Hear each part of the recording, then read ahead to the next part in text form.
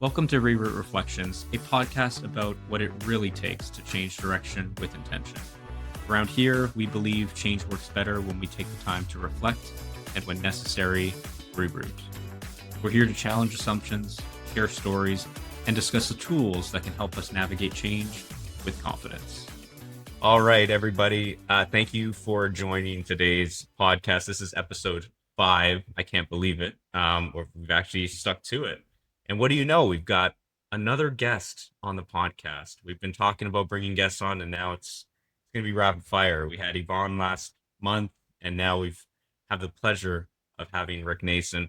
In case people don't know who Rick Nason is, I will give I will try to do my best to introduce you, Rick. So What do Rick, you know who Rick Nason is? So go for it.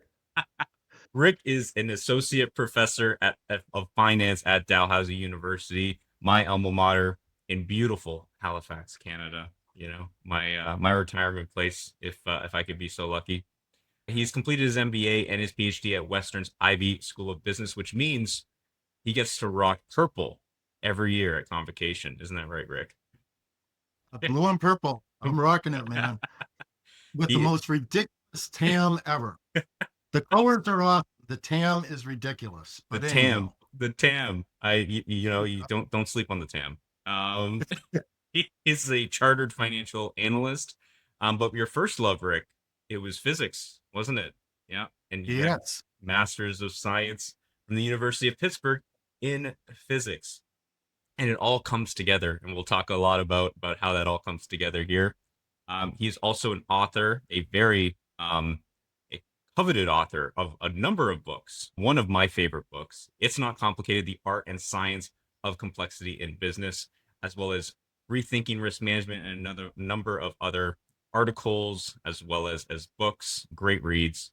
And you are known, from what I did from my thorough research on LinkedIn, you are known for getting companies, groups, and individuals motivated to think creatively, learn, and do. I love that. Yeah. And most importantly, out of all of those things, because I mean, those are some serious accolades, but most importantly, you are my favorite professor of all time. So I would say, Rick's classes generated a lot of discussion, truly a highlight of my whole MBA career. I've had the privilege of staying in contact with you, Rick, ever since I graduated in 2023. And honestly, I am very honored to have you on this podcast. Honored to just have conversations with you routinely, but to actually record one, that just is it's a whole other level. So Rick, thank you for taking the time out of your busy schedule to chat with us today.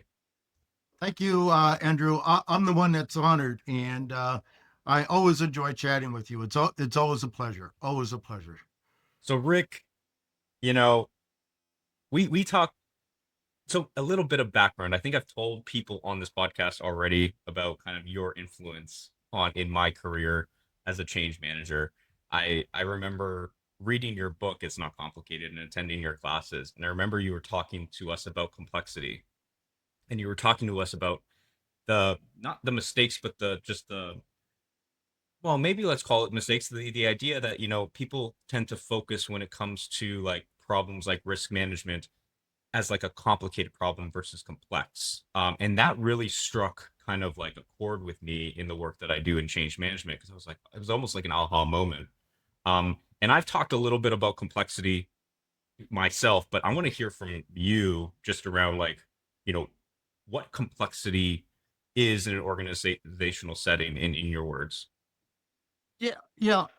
First off, complexity in an organizational setting, this is part of an answer down the road, is actually much more of a mindset. But complexity formally, we can come up with lots of formal definitions, but we don't want the academic crap because, be quite frank, that doesn't work. And so for me, complexity is more or less what is not simple or what is not complicated. And so for that, I kind of have to define simple and complicated. We're familiar with simple and complicated, but we're not familiar with complexity. And again, for your listeners who aren't familiar with it, of course, I'm using the three terms in the context of systems thinking or systems theory. So what's simple basically more or less follows rules, more or less follows recipes, and they're robust. So again, the classic example from one of my favorite books, Getting to Maybe How the World Has Changed, I'll steal from that, which is by Francis Wesley, Brenda Zimmerman, and Michael Patton. This was a book that just totally blew my mind when I first read it. It actually totally changed my life. But they describe a simple system as baking a cake. So you follow the recipe, and if you more or less follow the recipe, you will more or less be successful in making a cake. A complicated system, again, stealing from the book Getting to Maybe, is getting an astronaut to the International Space Station and back. In other words, it follows very strict rules. And if you're off the least little bit, the astronaut's not going to make it to the space station. They're going to be lost in outer space, et cetera, et cetera, et cetera. Complexity is those things where we have agents. So we can think of people. We can think of groups of people, i.e. cliques or divisions. The agents could be companies. They could be industries. They could be countries. They could be a social group. They could be ants. They could be starlings. We have agents who can interact. So interact by us, like us talking, interact with us through listening to this podcast, interact through looking at something on social media with from a post from someone you don't even never heard of before, and who can adapt. And it's those three key elements that are absolutely key. So when you have agents who can connect and can adapt, then you get a whole different set of properties that is totally different from traditional business thinking. Business thinking, best practice in business. The whole phrase of best practice in business implies some form of Taylorism. In other words, that business and management is scientific in that there is a recipe. There are a set of rules or laws. But with complexity, there are no rules or laws. There is no repeatability. There is no reproducibility. There are patterns, and we can observe patterns, but those patterns are not repeatable. So let's just take a simple little classic standard. Let's take Taylor Swift and her enormous popularity. Okay. My daughter unit number 2 will disown me if I don't upfront admit that Taylor Swift, incredibly talented. No denying that. But how many other Taylor Swift wannabes are there out there who are as talented and are basically following every single step, basically to the letter, to the T of what Taylor Swift and other, world famous artists, like her do? And they're unheard of. They're playing at a local coffee shop for $20 and 2 cups of coffee, in the afternoon. Okay. And so we can't just say, oh, I'm going to be the next Taylor Swift, or I'm going to be, the next Iron Maiden or whatever. Okay. And that's the emergence. Some rock stars become very well known despite questionable talent. Others don't. Another very classic example of, not only do we get emergence, and this is very important in the business context, but in our traditional view of an organization, we assume that there's a command and control. We assume that there's a leader, thou shalt, and the word is said from the top corner office. And, everyone assumes that in 3 years' time, the organization is going to be totally changed into this exact model blueprint that came down from on high. Well, we all know that is complete unmitigated science fiction. So the other thing with complexity is not only do we have emergence, but we also know that in large part, it is leaderless. Leaders can affect levers, to use a bit of a scientific term, but leaders can't say, follow me, and, you get success. And the classic example of this, which I love to use, is during COVID. What was the one thing that we all went out to do during COVID, and that was buy toilet paper. Now, Oh, hey, yes. what is now for toilet paper? Okay, like seriously, was everyone using the washroom so much or almost exclusively at the office that when they no longer had to go to the office, they now had to stock up on toilet paper at home? Uh, of all the things like here in Atlantic Canada, when we know that there's a big storm coming, we get potato chips. No, we didn't get potato chips. We got toilet paper. Okay. Actually, is that I didn't know that. That's great. Oh yeah. Get Oh, potato chips before a storm. when they announce in the news that there's a storm coming in 4 days, everyone immediately rushes to the grocery store to stock up on chips. Okay, so if you want to See, retire, that makes more sense, right? yeah, Versus toilet paper. I would stock up on potato chips for yeah. sure.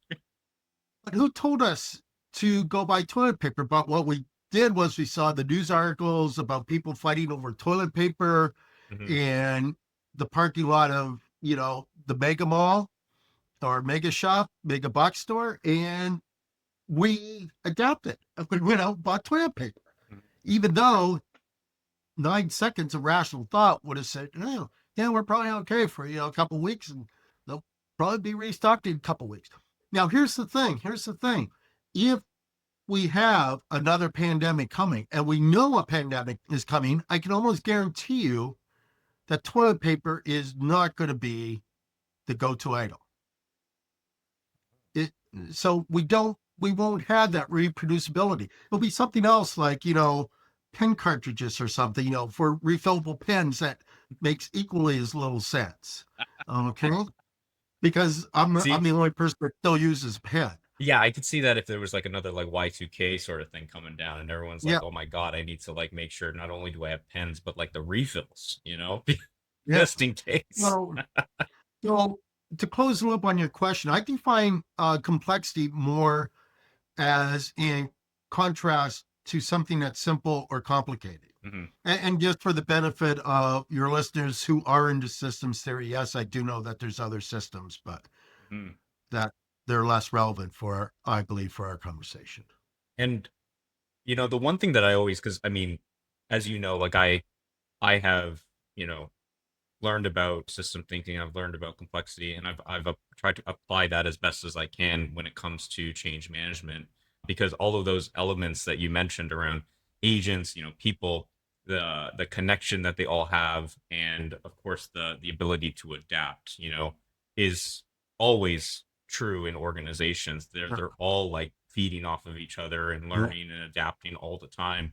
And from the strategic part of like kind of developing like what this change needs to look like to even executing in that time, it changes, it adapts and it becomes emergent all throughout. So like when you started an initiative to like when you're going through it to when you end it, you're dealing with a whole new set of belief systems, right? And trying to like make sure that you're always like um on top of it is really difficult to do. And I think one of the things that always surprised me the most is it seems like at some level a lot of people understand this concept. Everyone understands like people are different, right? Actually, I'm going to stop you right there. There's a lot of people that don't. Oh, Okay. okay. First of all, formally, very, very few people understand systems or know of systems theory or know of complexity theory, which is a subset of systems theory. Yeah. Very few people. Now, having said that, there is a broader group of people that understands the concept. But Mm. even then, in my experience, it's still relatively small. And that's kind of where I'm like getting at is like how do we share that in a way like to your point earlier that's not like academic and like gets the eyes rolling around like, oh, here we go. I mean, in change management, I'm sure you see that in risk. It's like as soon as I start to say like, people are like this, or people tend to do the path of least resistance, people are like, oh God, here we go again, this guy thinks he's a psychologist, Yeah. you know what I mean? Like, so how do we get people to like understand this in a way that's actually going to resonate? Well, first off, my experience has been, and by the way, I've applied to a lot more than just risk management, although that's kind of where it started. And, Mm, I was doing a lot of risk management consulting when I got into this, and my clients said, "Yes, give us more, give us more, give us more."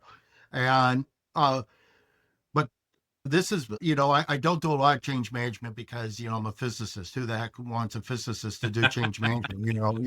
Where the propeller hits. We don't want, no, but this has been applied from things such as fighting organized crime, Mm, into organizing a drug court census in the U.S. I'm currently working with the former medical director of the College of Surgeons in the States on a major program reforming medical education.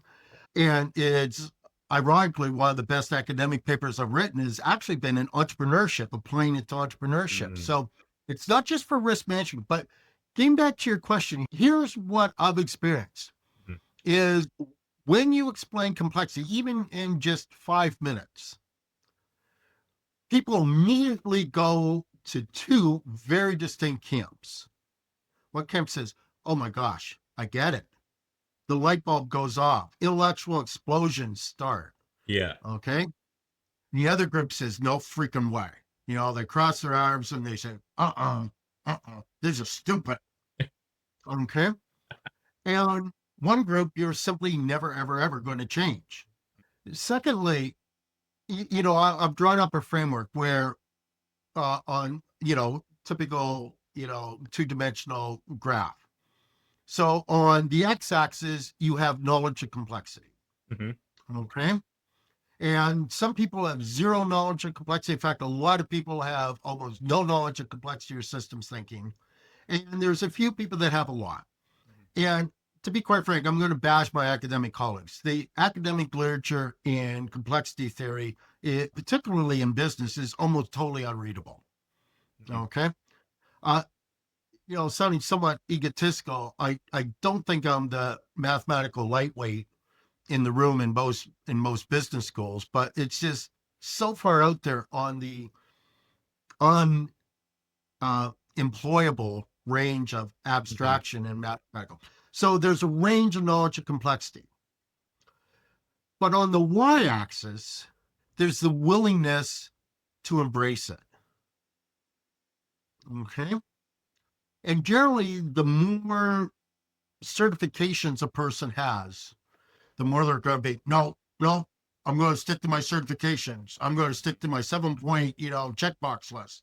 That's what rules. Okay.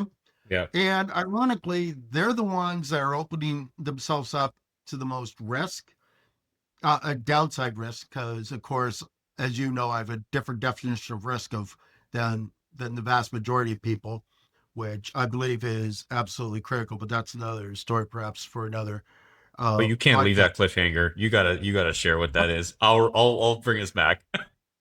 My definition of risk is very simply that risk is the possibility that bad or good things may happen.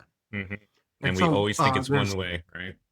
yeah, and so there's three elements to that. Risk is forward looking. It's based upon uncertainty, which is I'm using the Knightian definition of uncertainty, i.e., 10 years from now, I tell my students that 10 years from now, I don't know what their careers are going to be. That's uncertain because the careers that they have probably don't exist right now. Or for half of them, the careers that they're going to have don't exist right now.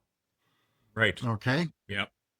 The third element is, of course, the upside and downside. So risk management is trying to maximize the probability magnitude of good things happening while also minimizing the probability and severity of bad things happening. And most people only focus on one half of that. Mm-hmm. But, that's ridiculous. Yeah, exactly. It's just like it's looking at it just one way. And to be honest, change management is very similar in that respect, right? It's like it's got all. Right. No. Oh, absolutely. Yeah. Absolutely. I'll give a quick example. I do a lot of not-for-profit work, and myself and one of my partners were engaged to do a risk assessment of a not-for-profit who had a series of camps, wilderness camps across Canada for inner city youth to give them the wilderness experience so that they could grow and develop. And basically, what they're doing was in their risk management practices at those camps, the kids were basically bubble wrapped the entire time. So they may as well have just stayed home, uh, you know, coddled in bed, and they weren't getting any of the benefit of being outside. Oh, campfire. Oh, no, no, no, no. Like, Can't someone do might get that. Yeah. burned. Yeah. Can't do that. We'll look at, a video of a campfire. Ooh, really glad we went to camp for that. Okay. Oh, swimming. No, no, no. You can't go into the lake. Canoeing. Oh, Oh my God goodness. Like, forbid. Yeah. What if it turns yeah. over? And, You get wet. I'm not, you want to throw the kids off a cliff. Right. Okay. But, Although, you know, if you protect so much mhm, that you don't get the benefit of the upside, what are you yeah, really doing? that's a great way to put it and a way to kind of illustrate it because that's exactly what we're doing when we just focus on, trying to prevent the downside from happening and not looking at like what the Yeah. upside potential of the change or managing the risk is for sure. And here's the funny thing, real quick, is the tactics that you use to manage the downside can also be used to manage the upside. Mm, So it's, kind of like only using a fork in one way. Okay. You right. can use a fork for many things.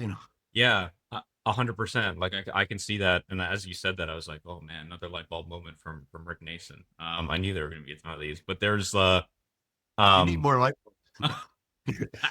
no, but it's like even with like when we're communicating about changes that are happening to employees, we tend to really focus that communication really strictly on trying to communicate what is like negative or what are some of the things that you need to like look out for because they're going to be different and you might not be okay with it, but we tend to very like, and that's really always a trigger. It's like, oh, we know there's going to be like a negative impact to employees as a result of this change. We need to communicate that to them, but we never communicate out to employees same tactic, same technique when something is changing and it's positive, like we would never just go out with a communication to be like, hey, by the way, guys, this change is happening and you're getting all this stuff. Like we almost ignore that. It's the same tactic, same tool technique to manage the downside that we could be using to manage the upside, but we just don't worry about that, right?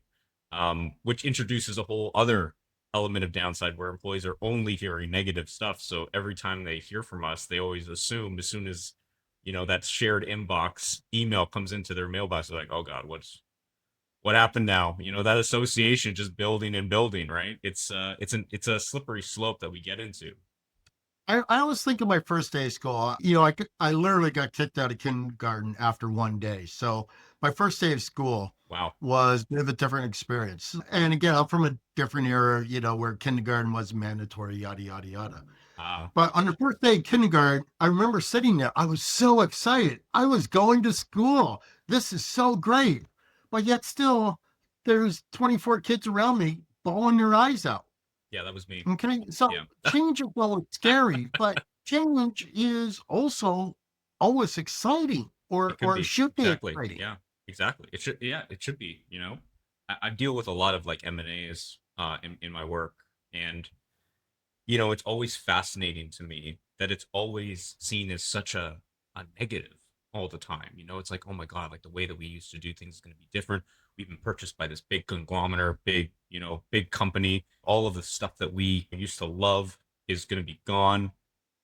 And it's almost like you don't see the positive that you get from being in this large multinational organization, the career opportunities, the opportunity to like just work on different projects that you would not have had line of sight into, the access that you get, the clout that you get for working for such a large company, like all of those types of things. And I think people just maybe are just bad at that. Like being able to like look at the uncertainty on both sides. It's like we always kind of focus on the negative too, right?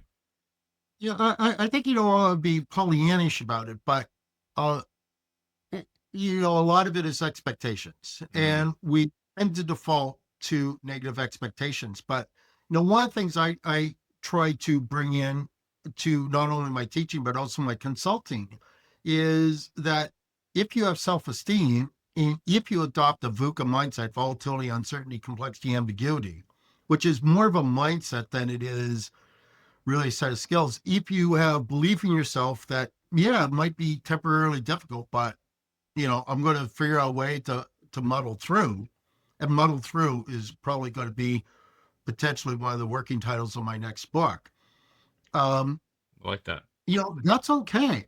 Yeah. And if you do that, One of the things that AI is bringing on is AI is basically obliterating careers that are simple and or complicated. So Hmm. my former career in finance, in derivatives, okay, I had you know, a fantastic job, very highly specialized. It's gone. It's been gone for over a decade because you didn't even need AI. All you needed was an expert system.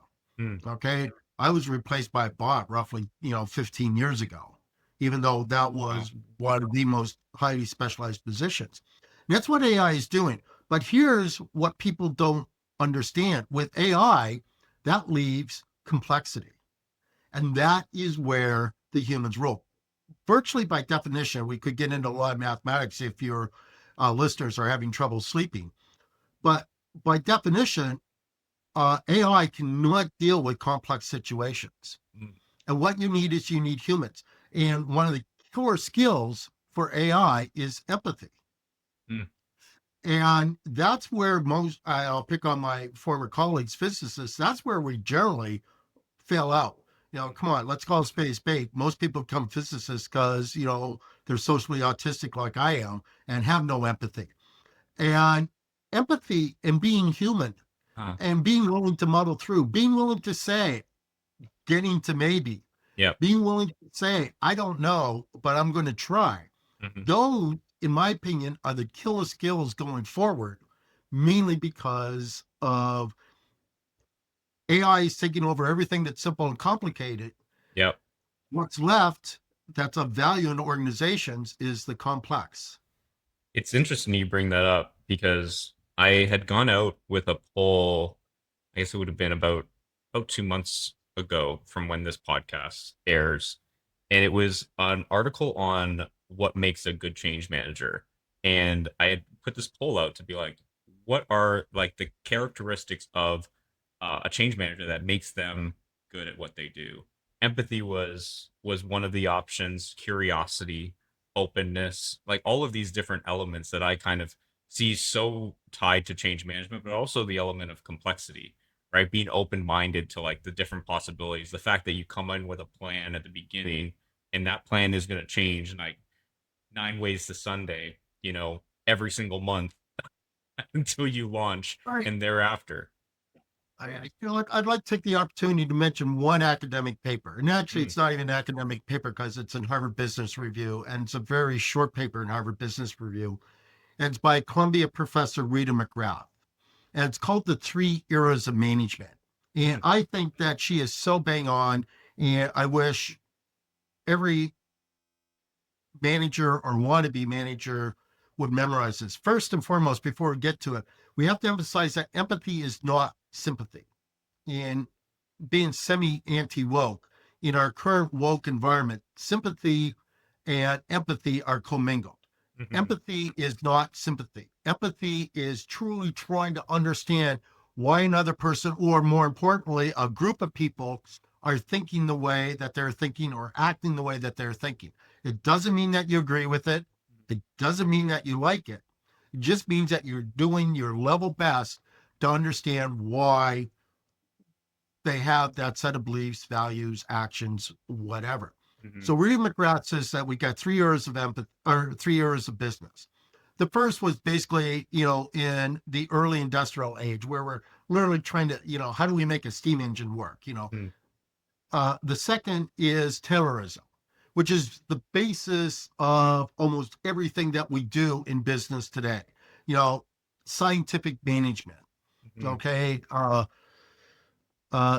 but she says that we're coming into the era of empathy. Mm. And this was written before AI came along, or, sorry, AI's been long. Yeah, I but was like more big, mainstream. Yeah. I was big in AI when I was in physics in the 80s. But, this was, well before I ChatGPT. was And, gonna and say just before ChatGPT. Yeah. yeah. And I believe that that is exactly right. Now, Hmm. here's the thing. If you can't celebrate empathy and being human as your value add in an organization, I really think that you might want to spend some time examining your belly button. examining who, what, when, where, and why you are. Yeah, and that's exactly what came out of that survey as well. It was like empathy, and when you think about change managers, like I mean, at the end of the day, I think that's just like leaders in general in organizations. You know, as a leader, you are a change manager. You're a change agent. You're helping push your boots on the ground, like helping kind of move people to like that new normal. And so I feel like the idea of empathy as being like something that needs to be your competitive advantage as a leader moving forward is definitely going to be more important, because to your point, like all the other stuff is going to be handled by a machine that can do it way better than any one of us. And that's not, and I think for a lot of people that's scary. But again, it's like the two sides of risk, the upside and downside. If you're thinking about it from like the downside, like, oh my God, I'm going to lose my job, like, or the things that I do today, I'm not going to be able to do anymore. That's one way to look at it for sure. But the other way to look at it is it can elevate you to not spend so much time on just the stuff that you don't need to be worrying about anymore, and the things that you can push off your plate and focus on the higher level thinking, the empathy, the stuff that the machine can't do, so that we're able to do more for employees and help them through that journey, right? And I mean, I think we need it, like especially when it comes to risk and change. We're dealing with thousands of people, right? It's impossible for any one of us to be able to like walk each and every one of these thousands of people through a change and it be like, this is exactly what I really wanted. Thank you so much. You get me. And so we need help. And I feel like this might be a solution that we didn't have. And maybe why we fail at change so often is because we just are focusing maybe on the wrong things. But again, this is where complexity theory comes into play. You only need to find a few levers. And by the way, those levers are going to change. So what works at one organization won't work at another. Hmm. So for example, one of my favorite examples of complexity is if you go to a major stadium in most places, particularly in the US, you'll see these poles, that are stuck out of the ground outside of the gates. Uh, And they're not pulls up, but pulls yeah. just enough that you could easily walk into them and do significant harm to yourself, or at least massively embarrass yourself. And you think, gee, that is really, really, really stupid. But actually, what those things are is technically comes out of chaos theory, slightly different from, or the sister science of complexity, is that those irritants are actually the levers that get people to file through the turn gates much more quickly and efficiently. Mhm. And it's finding those few people and or those few clumps of people or those few examples that inspire everyone else to go out and fight for toilet paper in the big box store parking lot. Uh, I like that you uh, brought it back. and or become Swifties, and start Yep. wearing the briefs. Yeah. Uh, and it doesn't take a lot. Hmm. Okay. One of the things I do when I give a large public talk is I'll have six people spread throughout the audience when I'm introduced to clap like this. And here's what happens. Not always, but 80% of the time, the entire audience within about 10 seconds is all clapping in unison like this, which of course is not how an audience normally claps. Yeah, that's Well, maybe they genius. will clap that way for me because, they know I'm going to be so bloody boring. But, uh, but it doesn't take a lot. So if you have 200 people and you have six people in the audience Hmm. just doing the clap, Yeah, that has a very high probability of changing the entire audience and having 200 people slow clapping that's right. in That's unison. right. Yeah, yeah. I remember you. I think it was you that shared that like video of that one random person dancing in the park, and then eventually, after a while, the whole place goes crazy and starts dancing. It's yeah, it's almost like it's adaptive, and it's almost like it. Yeah, it's like there's this pull. And finding those leverage points, Yeah, you yeah. know, and also when I came back and talked about empathy, I want to point out that I talked not only trying to understand how an individual feels, but understanding having empathy for a group. I'm Hmm. I'm a big fan of not behavioral finance, but sociological, what I call sociological finance. So it's not how the individual acts irrational or inconsistent or whatever. It's how the individual in the context of a group Group. Yeah. act Yeah. a certain way.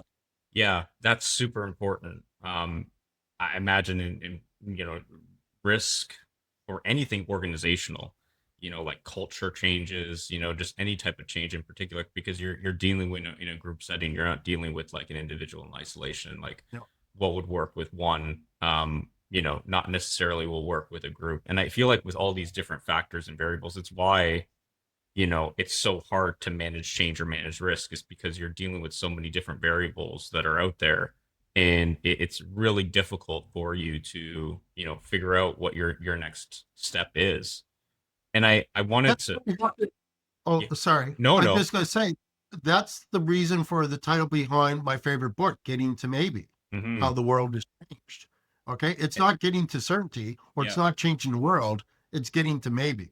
that's right. And that's the one thing I wanted to touch on a little bit is like, how do you get there, right? Like, what is the solution to like figuring out what your next move is if you understand, or you're willing to embrace the concept of complexity, you know, um, how do you do it in the context of an organization? First off, answering that question would uh, immediately means I don't understand complexity Mm, because there are no steps.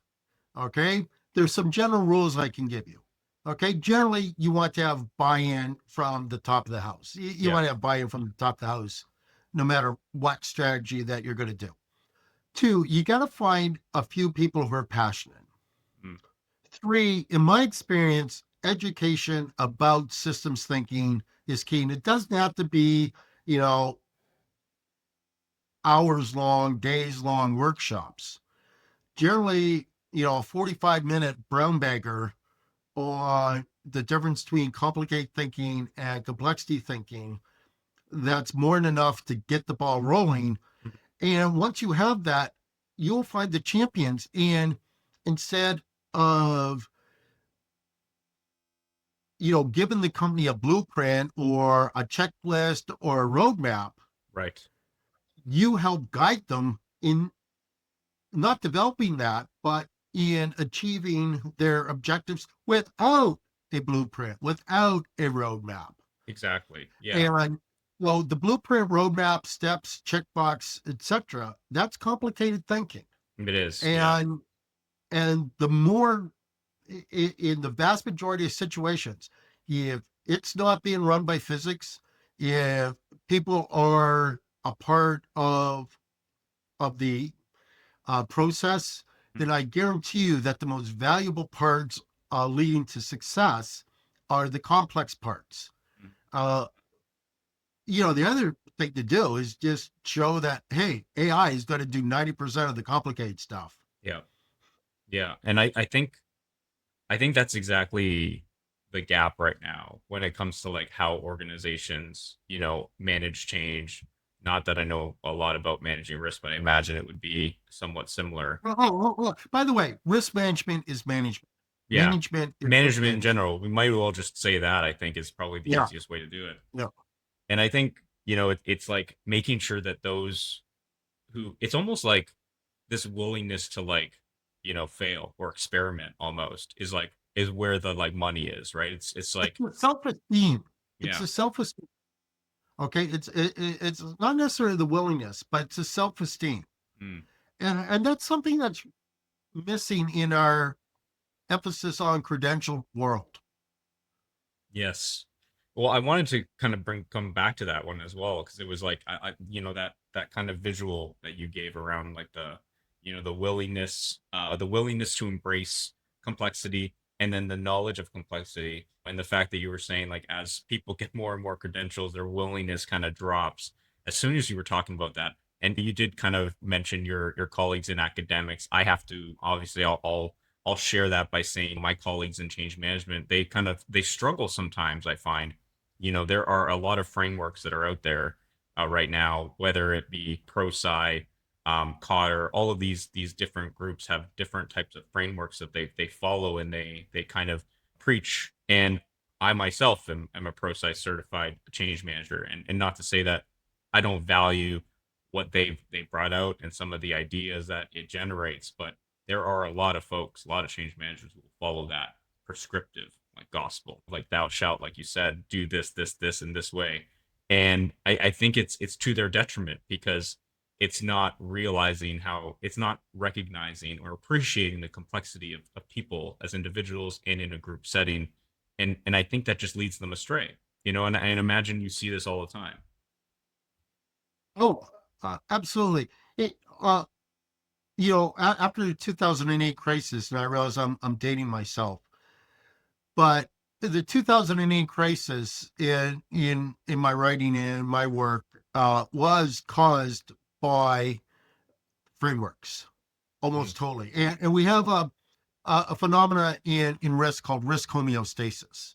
So, for example, you are more likely to be severely injured if you have a brand new SUV with all the standard safety systems, rather than if you're driving my, almost 20-year-old Saturn, which has bald tires and no safety systems.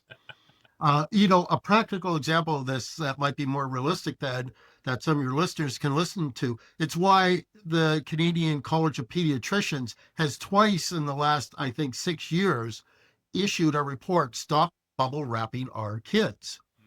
mm, And the whole point is the more risk protections, the more risk rules you put on, what you do is you introduce rigidity into the system mhm. and you take out resiliency. So when the inevitable does go wrong, it totally collapses rather than being able to, flex and pivot Exactly. and and deal with it. Mhm. And uh, again, the Canadian Pediatricians Report gives great examples of that. Is that kids haven't learned how to fall. They haven't learned the consequences of falling. They haven't learned how to fall. Mhm. Um, I use the example in my seminars of rugby versus football, basically identical sports, Mhm. except one has tons of protective equipment Mhm. and one has zero or Yeah. next to zero protective equipment. Guess which one has A, the most injuries, The and B, 49ers, the most serious injuries? the 49ers Okay. for sure is the And answer to it's that not just question. at the pro level, it's at the Pee Wee level too. Yeah. Yeah. No, it's so true, right? And I've heard that as well, just in terms of like winter tires too. It's like far more accidents when you have winter tires on in the winter than if you don't. Yeah, you can go on and on and Yeah, there's on and so on. many examples out there, right? About that phenomenon, and it's so true, and it applies like as much in like real world as it does in, well, I mean, our organizations are in the real world, but in the confines of that as well. Like it's like if you put too much emphasis on rigidity, you lack the ability to adapt with ease, and then when things don't go your way, which it will not go your way, you don't know how to pivot. And so building that into kind of your plan, or at least expecting it to break, can really honestly go a long way. So I think your point around like it's a mindset shift, it's like making sure that you're looking at it from like all right, listen, we're gonna try this.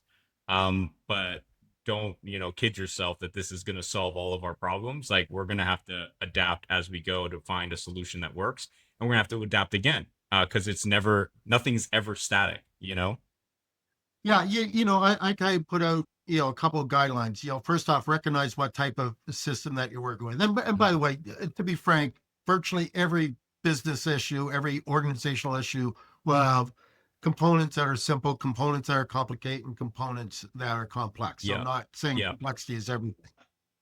But the first is to recognize, what type the specific issue is. And then if it's complex, try, learn, adapt. Hmm. Yeah. S- Uh, Yeah. the third step is to have humility and have self-esteem. Yes. Honestly. And empathy is the killer tactic. I love that, honestly.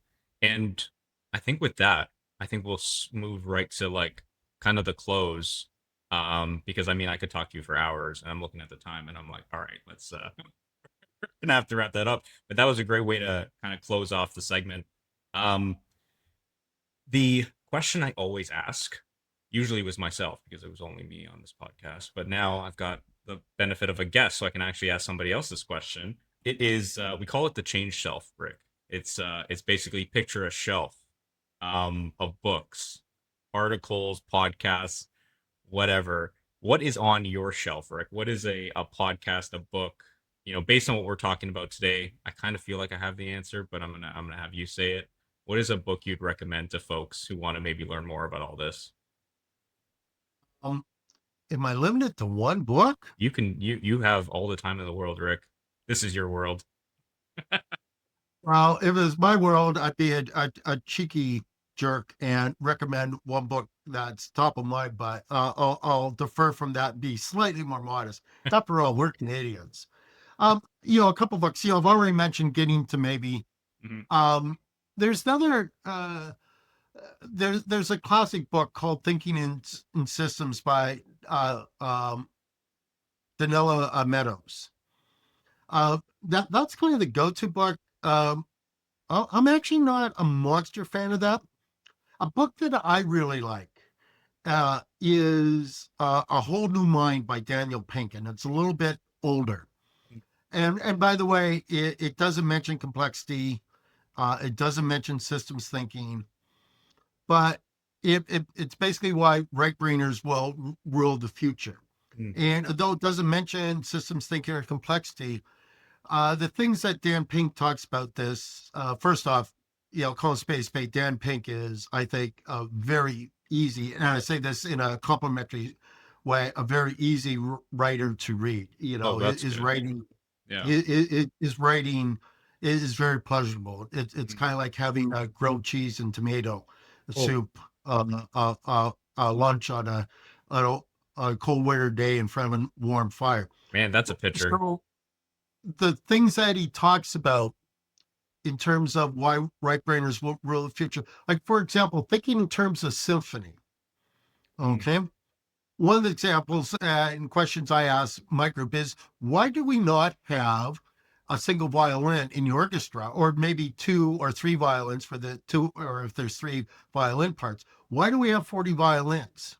And the reason is instead of just miking them all up, which of course we can do because there are electric violins, is it's actually the little tiny mistakes that make the orchestra literally shake your bones in a way that only a live orchestra can.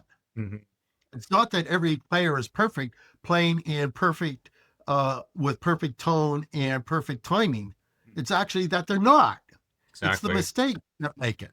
Yeah. No, And not to say so that the, there was mistakes, but I did experience this when I watched Harry Potter in a live orchestra. And it's like the goosebumps you get from that pales in oh yeah, comparison to anything. And not to say that yeah. they made any mistakes, but it was a whole different experience. So I completely agree with that. Yeah, I tell people listen to Wendy Carlos. I'm a huge fan of Wendy Carlos, who was the first, and this is going back to the 80s, the first major artist who did computer music. And she redid all the Brandenburg concertos and a lot of Bach and Beethoven, et cetera, et cetera, et cetera. Yeah. And, I was so excited when I bought my first THX stereo system, ultra stereo system. I was really proud of this. I put this on. And the thing is, it's pure music and it's awesome for 10 minutes. And then after 10 minutes, you want to rip it off and put on your old scratchy LPs from some live symphony that, has all the people copied in the background. Um, so, Dan Pink's book is one I definitely like, A Whole New Mind. Um, Getting to Maybe a Course, I can't recommend enough. And also, Roger Martin, who's the former dean at Rotman, wrote a book called The Opposable Mind. Mm. And again, not necessarily complexity based or systems theory based, but it's a really good thing to keep in mind. I believe as a change manager or as a risk manager. And again, I don't make a distinction between a risk manager and a manager. Yeah, no, I think that's probably a good way to look at it. And you're too modest to do it, but I'm not. So you definitely have to pick up this book. It's not complicated. It is one of my favorite books. It is a book I read every year, at least. It's a great book to try and just think differently about how you approach management. So I knew you wouldn't recommend it, so that's why I brought it out. You're too kind. So just to wrap things up, I think obviously this has been an incredible conversation. I wish we could do like a, a 5 hour session. I'm sure we would not, it would not take a lot of effort to fill the 5 hour window, I would say, for the two The of us. 3-day workshops. Yeah, coming soon, just go to rerouteconsulting.com and sign up. That would be great to do one day. That's honestly something that's I'm gonna keep in the back of my mind. I think we spent a lot of time today kind of like dissecting what complexity is all about. This different way of, just changing the mindset a bit. We talked about the elements of complexity, the fact that it includes like three main components: the agents or humans, and in a lot of our cases, people, the ability to adapt, and the connection. So all those three things, you get complexity and you get kind of emergent type of behavior. And as a result of that, you really need to start to think about things in a different way, knowing that you're not going to be able to find a framework that you can do steps A, B, C, and you're going to generate the exact same outcome every time. We need to be a bit nimble, dare I say, agile in our approach to managing people as we're going through these types of changes. So much that we talked about, a lot of different recommendations, in terms of books. We'll put all of those in the show notes so you can pick those up. The last thing I will, I guess, mention is this would be coming out in November.